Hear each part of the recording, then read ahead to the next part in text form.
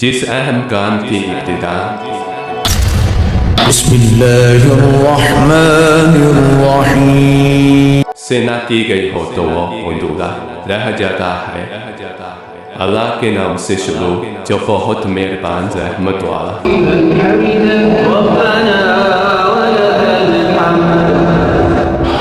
سب خوبیاں اللہ کو جو مالک سارے جہان والوں کا۔ الحمد للہ رب العالمین۔ الحمدللہ سب تعریفیں اللہ کے لیے ہیں، یعنی ہر طرح کی حمد اور تعریف کا مستحق اللہ تعالیٰ ہے۔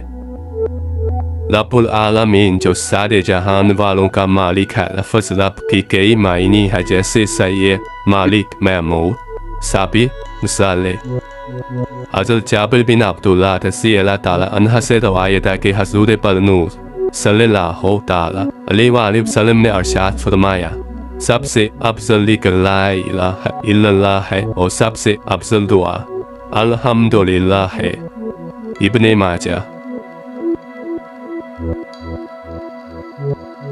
بہت میزبان رحمت والا۔